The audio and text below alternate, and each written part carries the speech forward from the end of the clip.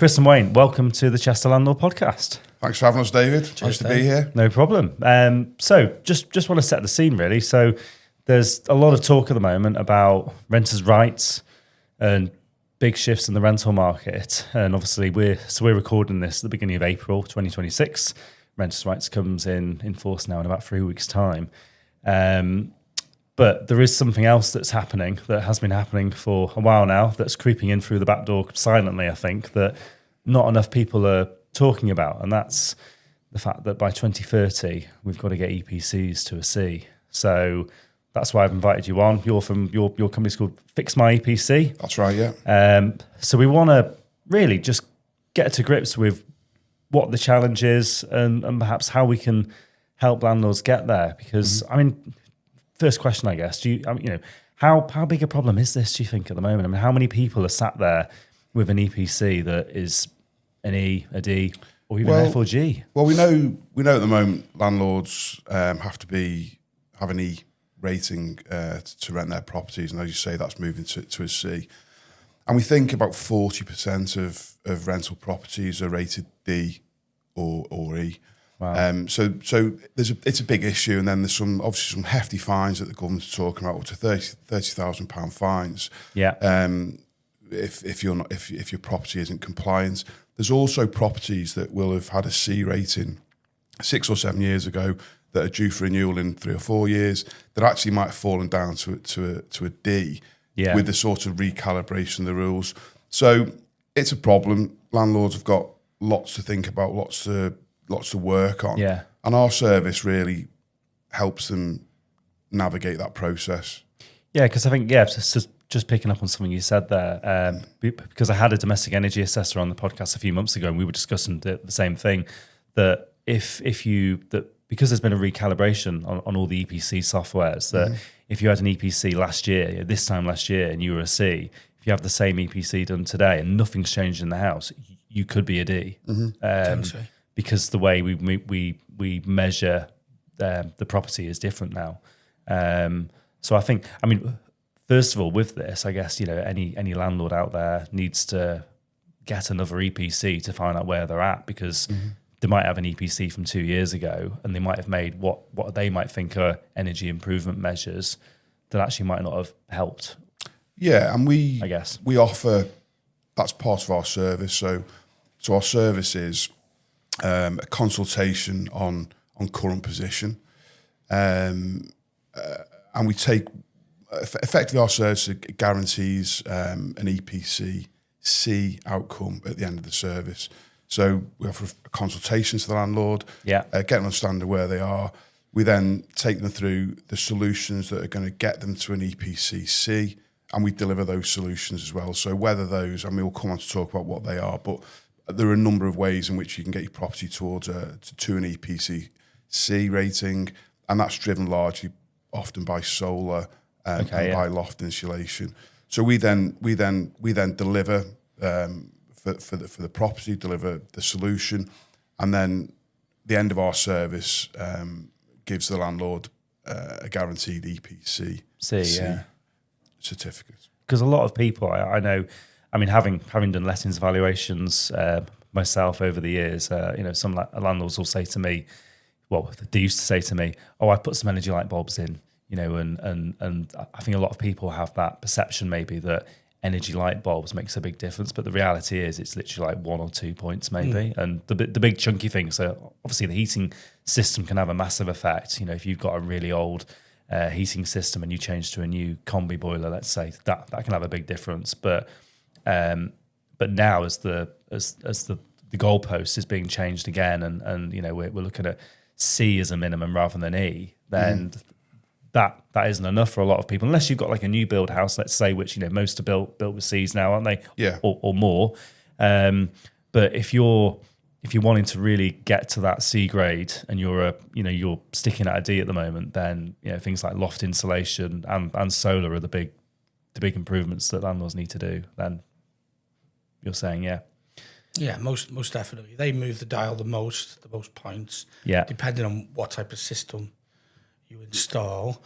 But this is the beauty of the consultation, is that we can have a fresh EPC assessment Yeah. So we know exactly what you need to get to a C. And a landlord strategy might be do this at the cheapest option, Yeah. which could be loft or something even more minor potentially, depending on their current assessment. Because as you've said, it's changing, but there's more changes to come. Yeah. So it's a bit of a moving beast. So people to be secure want to get, I'd suggest a high C or above. We do portfolio reviews of landlords quite regularly now, and you might have, for landlords, let's say they've got 10 properties, and some they've had for 20 years, 30 years even. They haven't got mortgages on them anymore. They might be quite old types of properties that, so you might be talking an E or a D EPC, and then they've got a mix of other properties. They've got some flats, they've got some new builds, and what we do as a letting agent is we'll sort of advise on, okay, well, depending on what that landlord's situation is, whether they're looking to retire in the next few years or whether they're still in the early stages of their landlord journey, let's look at restructuring that portfolio. And actually, we sometimes advise to offload the properties that perhaps aren't performing and or they're not future proof. So for something like this, we would look at, if let's say it's going to be very cost effective to improve that EPC, then we might suggest selling that, but it doesn't have to be that way, because I think we were discussing off camera before. I think a lot of people think solar is very, very expensive, don't they? But the reality is it isn't anymore. And there's actually how do we put this?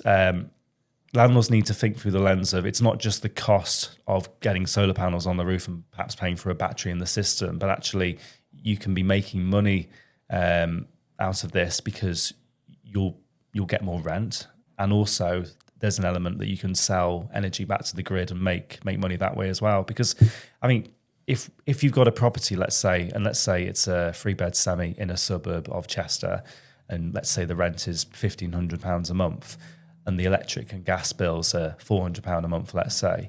Now suddenly, if the landlord has solar heating and electricity, and there's now no bills because the landlord passes that benefit onto the tenant, then the rent goes up, obviously, because they're not having to pay that £300-400 worth of bills every month. So, if you were getting £1,500 a month for that property with bills extra, then you might be getting £1,800-1,900 a month for the same property. So the landlord's going to get more rent. It's going to be more lettable. We're recording this podcast, obviously, when there's the war going on in Iran and energy prices are going up, and petrol is diesel is nearly £2 a litre, isn't it? And I think so this is very topical. I think as well as this is more than just prevention. So there's a kind of, I suppose I'm repeating what you're saying a little bit. We need to get landlords to a position where they're compliant. But as you say, solar particularly delivers much more than just prevention. So there's a bunch of benefits on the other side as well for the landlord. So yeah, is this? I suppose sort of thinking outside the box. It's not just landlords that would benefit from this as well. I mean, if you're a homeowner with with an old property or a new property, it doesn't have solar. Well, 100%, and it depends on landlords or domestic owners what their strategy is. Yeah. So I find I tend to have two approaches.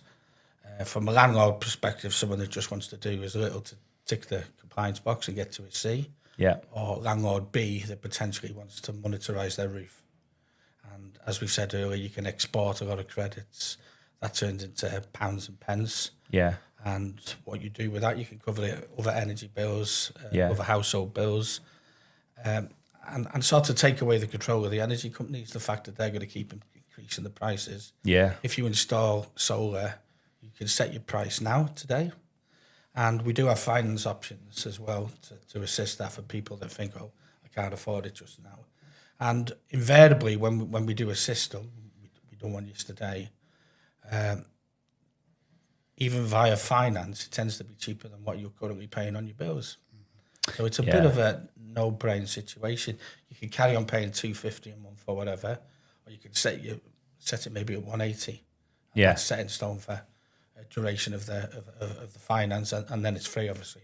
Yeah, because from my point of view, the entrepreneur sort of mindset in me would be thinking, okay, well, how do I go down this route where it doesn't cost me anything? So if it's going to cost me £200 a month, let's say finance, but I'm going to get £250 a month more rent, and I'm also going to make money on top of that by selling energy back to the grid, which, by the way, I don't need to do because I think it's all done with AI these days. That's I think, correct, yeah. Right, yeah. You don't touch it. So it's a passive income. If I can make 150 quid a month for the next 5-10 years, however long the finance deal is for, then actually it's an income generating tool rather than a cost. But then you leave that with the fact you future-proofed your rental property and or your property that you own, as a homeowner, and you've got a solar. And the panels have a power warranty for 30 years, so they'll produce for 30 years for you. Wow. Without Okay. needing any replacements. I think as well, David, it's fair to say that now these are economic decisions rather than necessarily environmental decisions. Yeah. Whereas perhaps 5 or 10 years ago, it was very much a green versus non-green kind of argument. And whilst that still is obviously absolutely relevant, this is more about economics now. Yeah. And I think, well, okay, so this might be controversial, but be interesting to get your view. So I live on a new build housing estate, and there's lots of houses on my estate that have solar panels. But when I say they've got solar panels, I mean, we're talking 4, 5, 6 panels. I mean, are they, be careful what I say, but are they fit for purpose? As in, are they, if you were putting a solar system in, are we talking, a small handful of solar panels, or? It depends entirely on strategy and usage of the people living in the house. Yeah. So if you've got 6 panels on it, what it immediately tells me is the developer of them houses, that is the system they needed to do to tick the compliance box. Yeah. To build the property with the current regulations. However, there could be a single person live there and 6 or a couple. Yeah. And 6 panels might cover 100% of their electrical usage. Yeah. The way energy bills are going, the way we see it is you want to achieve energy independence. So you're not relying on whatever price the energy company set. And to do that, you need to produce more electric than you use to cover your electric and then offset your gas. Yeah. So it all comes down to usage and who lives there and Yeah, definitely. kilowatts per annum. Yeah. So if you were a landlord, let's say, listening to this or watching this, and you're thinking, okay, well, I've got a rental property or several rental properties, and I'm thinking about, okay, I need to think about the next few years because, we're recording this in 2026. We've only got, just over 3.5 years now until this deadline comes. And I think a lot of landlords will probably leave this until 2029 because that's just the way human behavior works. Let's be honest. There might be people out there thinking this is just going to get kicked into the long grass again. Obviously, the last government shelved this, and then this government have now brought it back in. But I think if you're thinking about this long term and you're a landlord and you're thinking, well, I'm going to be letting my property for the next 5, 10, 15, 20 years, then this is something you really need to be thinking about now and actually planning ahead so it doesn't cost you a lot of money. Because if you leave this to 2029, I imagine the cost of implementing these measures is going to be higher, potentially. I think the most expensive thing to do is to do nothing in relation to solar. I agree. Because the war in Iran, etc., Straits of Hormuz, the bills are going to go up and they're going to go up dramatically. Yeah. Now, from a landlord's perspective, that might not automatically impact on... No, because they're not the ones paying the bills, are it's they? their tenants, but it could put that tenancy under duress. Yeah. So if a tenant's energy bills double, can they afford to stay there? Therefore, does rental inflation see a dip? And do we see? Well, are we going to see more tenants coming to landlords and letting agents going, I can't afford to pay my rent because I'm paying just as much on my energy? Correct. Yeah.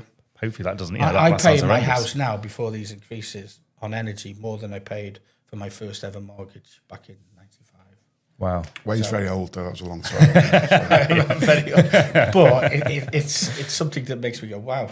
Yeah. Because for many years with North Sea reserves, it's energy true, bills would be £30 a month. You wouldn't even think about it. Yeah. But it's becoming not £30 a month.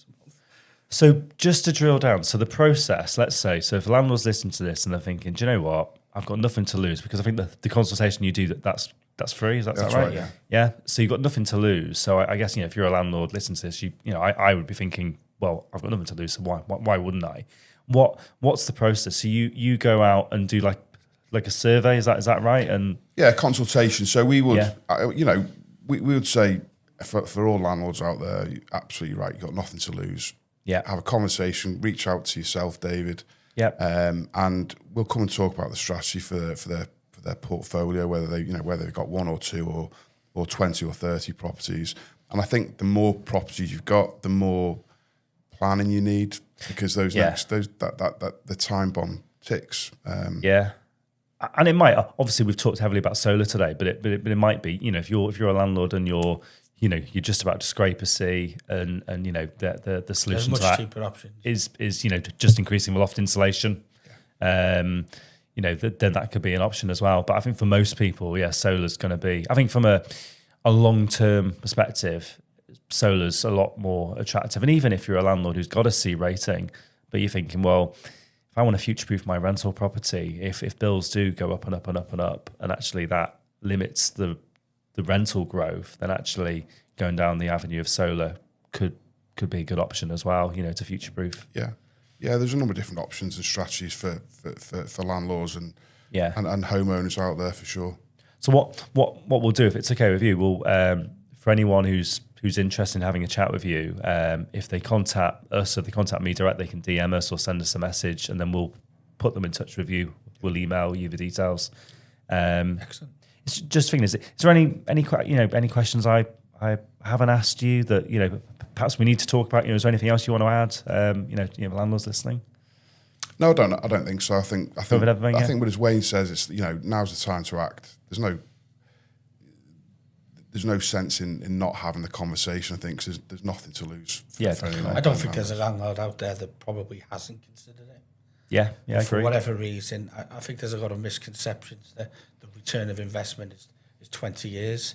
It really isn't now, because the main driver of that is increasing energy bills. Yeah. But also technology's improved. So we now have what we call an N-type panel, which has only been out 2 to 3 years, but they only need daylight to generate electricity, so efficiency is much higher. So if people are thinking that solar bills, it's going to be really, really expensive. A lot of people think I've got to have a south-facing garden and it's got to be sunny, which in the UK doesn't tend to be sunny that often, does it? I think yes, as Wayne was saying, we installed a system yesterday, a solar system, and the payback was I think 4 years, and that seems to be about the average now, about 4 to 5 years, depending on the system. Whereas a few years ago, it was more like 9, 10, 12 years. Yeah. Or more. And a lot of people don't think that far ahead, do they? So no. It adds value onto your house because your EPC is naturally higher. Absolutely, so automatically, when you do sell the house, it's worth more. That in itself will cover the cost of installation. I think. Do you know what? So years ago, this is going back to when estate agents used to be able to walk into an estate agent and every property would be on display. And that was my first job 24 years ago when I was an office junior.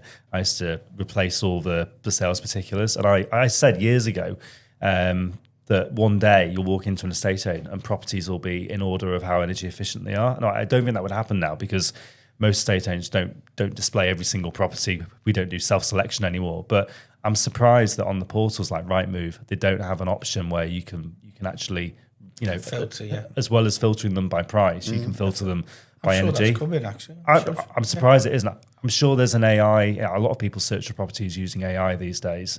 So I imagine that that is something you could ask ChatGPT to do for you. But no, I think today really really topical conversation because obviously what's going on out there in the world at the moment, with Iran and fuel prices, and also the fact that increasingly AI, we're just constantly talking about this now. It's getting bigger and bigger, and there's a lot of smart things with this type of solution that can really make this quite passive. Because I remember someone telling me, you can buy energy off, cheaply in the middle of the night and then resell it, in the middle of a day, etc. But you don't have to do that. No, Something does that for on you, that doesn't point, it? we're a partner with Duracell batteries. Yeah. So we do offer other batteries, but we generally go down the line. This is the best battery. Duracell, yeah. And it does all that automatically for you. So it's got built-in AI strategic selling. Yeah. So if, say, in December your solar panel system's not quite producing enough kilowatts that you use, it will buy 4 a.m. when you're sound asleep Yeah. to make sure the house functions for that particular day. But of course, you'll be saving 20p a kilowatt. A kilowatt, yeah. Just while you sleep, and you don't need to do anything. On the flip side of that, in June, July, when you're creating a lot more energy than you actually need, it's strategically sells. So your battery will store the energy to 8 p.m., which is when typically on any given day electrical prices are at its most expensive. So Yeah. when you buy low. When you sell high. Yeah. And we're only talking between 6 and 35p, but pennies turn into pounds. Absolutely, Talking, yeah. You know, and you can make a few hundred. It depends on the size of the roof, but during the summer you can make a few £100 per month. Wow. That's really good. So yeah, if you're a landlord, you know, you pass on the benefit of reduced energy cost to a tenant, but then you're making money separately with that With the function, exporting, yeah, which is then 100%. if you are paying, you know, if you are financing the solar panels, then you know you can make money anyway, you know, can't you? So you get to cover the costs. And That's this really good. comes down to the strategy of the landlord. Yeah. As I said, It's all we think individual, people isn't it? Just But- want to tick the compliance box. Other people want to monetize their roof. Yeah, And because some we can people do will both. literally just want to get to a C just to tick that box because they're selling the property next year, and, Yeah. and you know, yeah, it's one of those, and it all depends on the landlord. So It does. no, well, thank you for coming in, gents. Thank you for having Really us. topical conversation, and you know, I'm sure a lot of landlords will get a lot of value from this. So, Chris and Wayne, thank you for coming on. Thank Thank you you. for having us. No bother.